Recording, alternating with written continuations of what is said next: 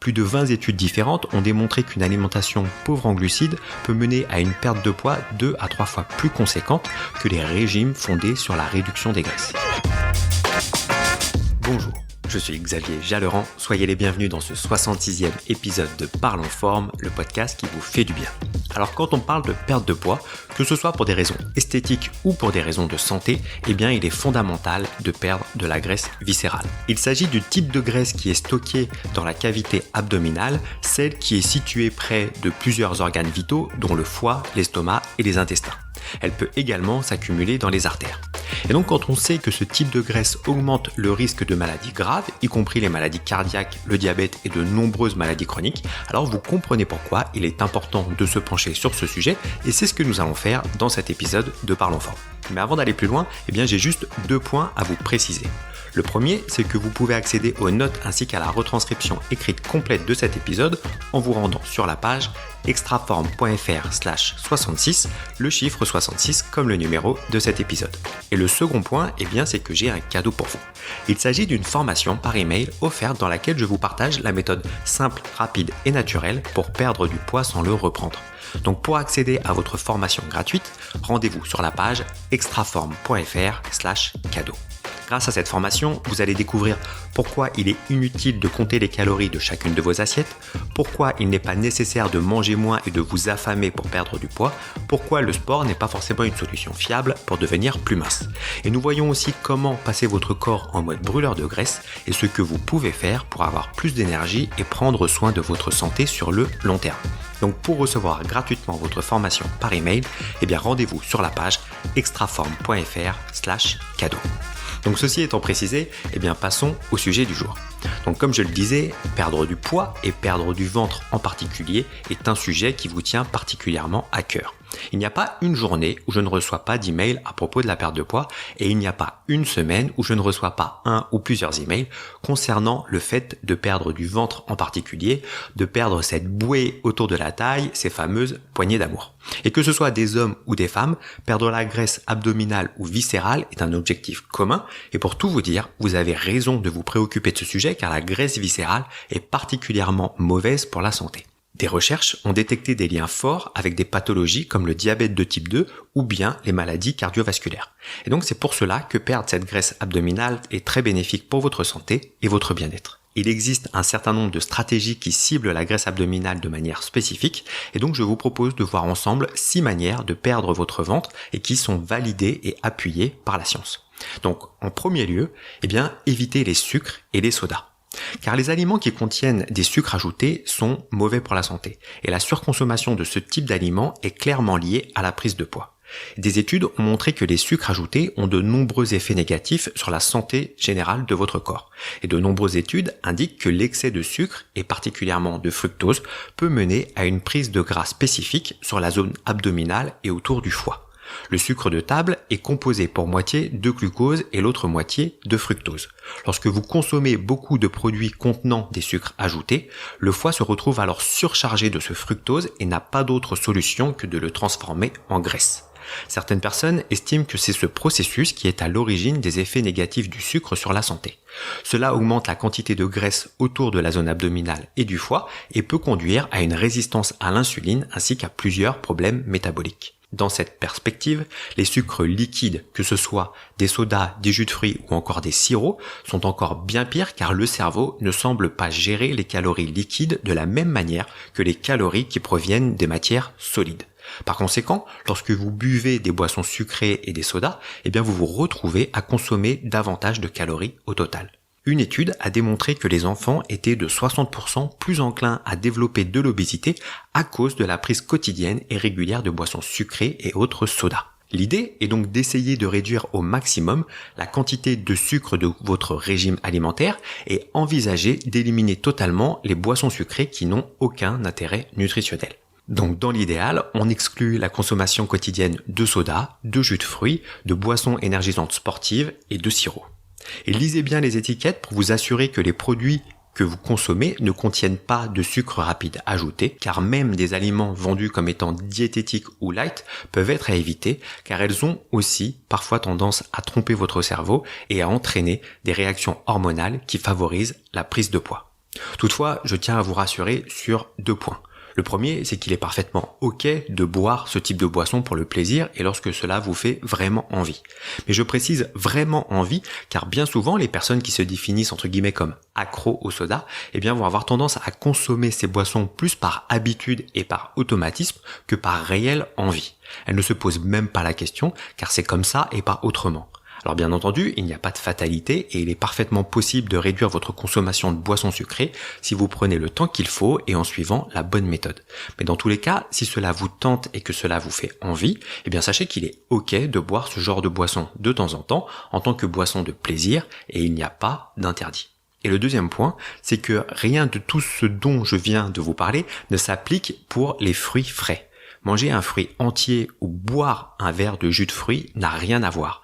Les fruits entiers sont excellents pour la santé et contiennent quantité de fibres qui aident votre organisme à mieux gérer le fructose qui entre dans votre corps. Donc, en fonction de vos objectifs, je ne vais pas vous recommander forcément de manger des dizaines de fruits chaque jour, ce qui peut aussi se révéler contre-productif dans certains cas, mais en cas de doute, n'en ayez pas, car finalement, il est toujours préférable de manger un fruit entier plutôt que de simplement en boire son jus. Deuxième stratégie, consommer plus de protéines.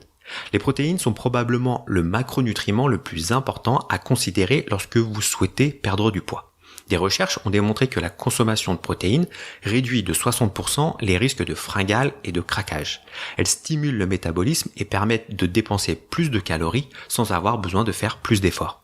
Et aussi, elles aident à consommer jusqu'à 441 calories de moins par jour sans vous priver ni ressentir la faim. Donc si votre objectif est de perdre du poids, pensez à ajouter suffisamment de protéines dans vos assiettes. Ça peut être l'un des changements les plus efficaces à mettre en place.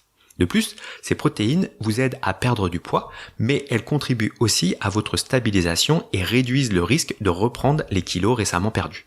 Les protéines peuvent se révéler particulièrement efficaces dans la réduction de la graisse abdominale. Une étude a démontré que les personnes qui consommaient davantage de protéines de bonne qualité développaient beaucoup moins de gras autour de la zone abdominale. Une autre étude a montré un lien entre la consommation de protéines et un risque significativement réduit de prendre de la graisse abdominale sur une période de 5 ans chez les femmes. Cette étude a également lié la prise de poids au niveau abdominal à la consommation de glucides raffinés et d'huile, contrairement au fait de manger des fruits et des légumes qui semblent aider à réduire la graisse dans cette zone. Donc beaucoup d'études sur le sujet ont montré que la perte de poids est effective lorsque les protéines représentent entre 25 et 30% de vos apports journaliers, donc cela peut être une bonne fourchette à avoir en tête. Essayez d'augmenter vos apports protéiniques grâce à des aliments à haute teneur en protéines, comme les œufs, le poisson, les légumineuses, les noix, la viande ou encore les produits laitiers si vous les digérez correctement. Ce sont les meilleures sources de protéines à ajouter dans votre régime alimentaire. Si vous suivez une alimentation végétarienne ou végane, vous pouvez inclure dans votre alimentation plus de produits à base de soja ou encore des légumineuses et des haricots secs. Et dans tous les cas, vous pouvez aussi privilégier les légumes qui contiennent un peu plus de protéines que d'autres, comme les brocolis, les épinards, les asperges ou encore les artichauts. Enfin, pensez aussi au quinoa, à l'amarante, aux graines de chia ou encore à la spiruline, qui est une bonne source de protéines que vous pouvez inclure dans votre alimentation quotidienne. Enfin, si vous avez du mal à inclure suffisamment de protéines dans votre alimentation, des compléments alimentaires riches en protéines sont une bonne option qui est à la fois saine, pratique et parfois plus abordable financièrement que le fait de manger plus de viande ou de poisson par exemple. Et donc pour ça, la marque que je recommande en général, c'est la marque NutriPure qui propose des produits de qualité, soit à base de lait, soit d'origine végétale. Troisième stratégie, limiter votre consommation de glucides. Diminuer votre consommation de glucides est une manière très efficace de perdre du poids. Ce principe est soutenu par de nombreuses études qui montrent que lorsque l'on réduit ou supprime les glucides de l'assiette, alors les personnes ont moins d'appétit et elles perdent du poids. Plus de 20 études différentes ont démontré qu'une alimentation pauvre en glucides peut mener à une perte de poids 2 à 3 fois plus conséquente que les régimes fondés sur la réduction des graisses. Cela reste vrai lorsque l'on autorise ces personnes qui suivent une alimentation faible en glucides à manger autant qu'ils le souhaitent, alors que le groupe suivant un régime réduit en graisse doivent se restreindre au niveau de la quantité de calories qu'ils ingèrent. Les régimes faibles en glucides diminuent également la rétention d'eau, ce qui contribue à accélérer les résultats. Certaines personnes constatent déjà une différence dès la première semaine lorsqu'elles décident d'adapter leur alimentation. Des études comparant les régimes à faible teneur en glucides avec les régimes pauvres en graisses indiquent que l'alimentation à faible teneur en glucides réduit spécifiquement les graisses dans l'abdomen, autour des organes et du foie. Cela signifie qu'une partie de la graisse perdue dans le cadre d'un régime pauvre en glucides est de la graisse abdominale qui est particulièrement néfaste pour votre santé. Donc l'idée n'est pas forcément de ne plus du tout manger de glucides, mais déjà, dans un premier temps, d'éviter simplement les glucides raffinés, comme le sucre, les sucreries, le pain blanc, les glaces et de nouveau les sodas et les jus dont j'ai pu vous parler jusqu'à présent. Si votre objectif principal est de perdre du poids, eh bien vous pouvez réduire votre consommation de glucides quotidienne à environ 50 grammes par jour. Cela passera votre corps dans un état où il n'aura finalement pas d'autre choix que d'utiliser les graisses que vous avez stockées dans votre corps pour fonctionner au quotidien. Petite précision toutefois, si vous avez un rythme de vie actif ou si vous faites pas mal de sport chaque semaine, bien cet apport de 50 grammes de glucides par jour ne sera peut-être pas suffisant. Donc dans tous les cas, soyez attentif à votre ressenti, à vos sensations et à vos performances si vous faites du sport pour adapter votre consommation de glucides et répondre ainsi aux besoins de votre corps. Enfin, au-delà de la perte de poids, réduire votre consommation de glucides peut avoir de nombreux avantages pour votre santé et c'est notamment le cas pour les personnes qui ont un syndrome métabolique ou qui souffrent du diabète de type 2. Toutefois, avant de changer radicalement la façon dont vous vous alimentez, soyez sûr d'être bien entouré et demandez l'accord de votre médecin. Quatrième stratégie, consommer des aliments riches en fibres. Les fibres alimentaires, ce sont principalement des matières végétales que votre organisme ne digère pas. Manger beaucoup de fibres peut vous aider à perdre du poids. Cependant, il est important de prendre en compte le type de fibres que vous consommez. Il semblerait que ce soit surtout les fibres solubles et visqueuses qui ont un effet sur le poids. Ce sont des fibres qui lient l'eau et forment un gel épais qui stagne un peu dans votre intestin. Ce gel a la capacité de ralentir considérablement le mouvement des aliments dans votre système digestif. Il peut également ralentir la digestion et l'absorption des nutriments. Et donc, au final, vous avez une sensation prolongée de satiété et une baisse de l'appétit. Une étude a montré que manger 14 grammes de fibres de plus par jour était lié à une diminution de 10% de l'apport calorique ainsi qu'à une perte de poids d'environ 2 kg en 4 mois. Une étude sur 5 ans a rapporté que la consommation de 10 grammes de fibres solubles par jour était liée à une réduction de 3,7% de la quantité de graisse abdominale. Et donc de ce fait, on peut en conclure que les fibres solubles sont un allié précieux pour réduire la graisse du ventre. La meilleure façon d'obtenir davantage de fibres est de manger beaucoup d'aliments végétaux tels que les légumes et les fruits. Les légumineuses sont aussi une bonne source, de même que certaines céréales entières en particulier, mais pour ces familles d'aliments, soyez aussi attentifs à leurs apports en glucides car ils sont souvent assez élevés. Vous pouvez également essayer de prendre un complément en fibres comme le glucomannan qui est aussi connu sous le nom de konjac. C'est l'une des fibres alimentaires les plus visqueuses et des études suggèrent qu'elle peut aider à perdre du poids. Là encore, il est important de consulter votre médecin généraliste avant d'introduire tout complément alimentaire dans votre régime, en particulier si vous suivez déjà un traitement à l'heure actuelle. Cinquième stratégie, bouger régulièrement. Et j'insiste bien sur le fait de bouger et d'utiliser votre corps au quotidien. Ça ne veut pas forcément dire que vous devez absolument faire des heures de sport chaque semaine pour perdre du poids. D'une façon générale, bouger est l'une des meilleures choses que vous puissiez faire pour augmenter vos chances de vivre longtemps en bonne santé et d'éviter les maladies. Pour autant, cela ne signifie pas que vous devez faire des tonnes d'exercices ciblés sur la zone abdominale, car fondamentalement, il n'est pas possible de réduire la graisse en un seul point. Dans une étude, un entraînement pendant 6 semaines des seuls muscles abdominaux n'a eu aucun effet mesurable sur le tour de taille ou la quantité de graisse dans la cavité abdominale. Par contre, des exercices comme la marche, la course, la natation peuvent permettre de faire fondre la graisse abdominale et ce sera particulièrement le cas lorsque vous y ajoutez des entraînements qui vont solliciter vos muscles comme l'intervalle training à haute intensité ou encore la musculation. De plus, une autre étude a montré que l'exercice empêchait les gens de récupérer de la graisse abdominale après une perte de poids, ce qui signifie que le mouvement est particulièrement important pour stabiliser votre poids. Sixième astuce, suivez votre alimentation. Si vous écoutez Parlons Forme régulièrement, alors je pense que vous avez maintenant compris l'importance de votre alimentation pour être en forme et en bonne santé. Pourtant, même si la plupart des personnes sont conscientes de ça, elles sont aussi la plupart du temps incapables de dire avec un minimum de précision ce qu'elles mangent et en quelle quantité. Ce conseil est donc particulièrement vrai si malgré toutes les choses que vous mettez en place, vous n'arrivez pas à perdre du poids. Dans ce cas, il est probable que quelque chose cloche, entre guillemets, au niveau de votre alimentation et vous ne pourrez pas le découvrir tant que vous n'aurez pas fait un suivi un petit peu plus précis plutôt que de simplement de dire je comprends pas, je mange souvent des légumes et de la viande blanche. De plus, une personne peut aussi considérer qu'elle suit un régime riche en protéines et ou pauvre en glucides, mais sans établir un minimum de suivi, finalement il est assez facile de surestimer ou de sous-estimer vos apports alimentaires. Alors bien entendu, suivre votre alimentation, cela ne signifie pas que vous devez peser et mesurer tout ce que vous mangez au quotidien. Mais mettre en place un suivi de temps en temps pendant quelques jours, ça peut vous aider à prendre conscience des principaux changements que vous devriez mettre en place. Une autre option, peut être de planifier vos repas afin de vous aider à atteindre des objectifs ciblés, comme par exemple le fait d'augmenter votre consommation de protéines à 25 ou 30% du total de vos calories, ou bien de réduire les glucides qui sont néfastes pour votre santé.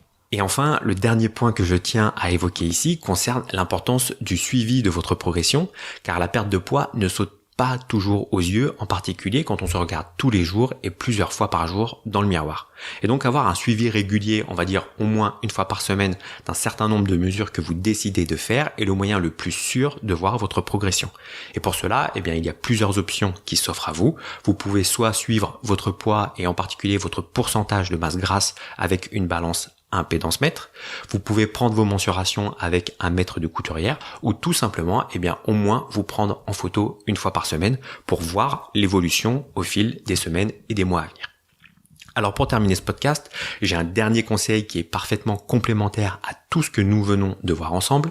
Ici, je vous ai surtout partagé des conseils autour de l'alimentation et de votre activité physique, mais si vous décidez de combiner tout ça avec la pratique du jeûne intermittent, alors vous mettez encore plus de chances de votre côté pour atteindre vos objectifs et perdre ce gras qui vous encombre. Le jeûne intermittent est un moyen simple, rapide et naturel pour perdre du poids durablement sans vous frustrer ni vous affamer.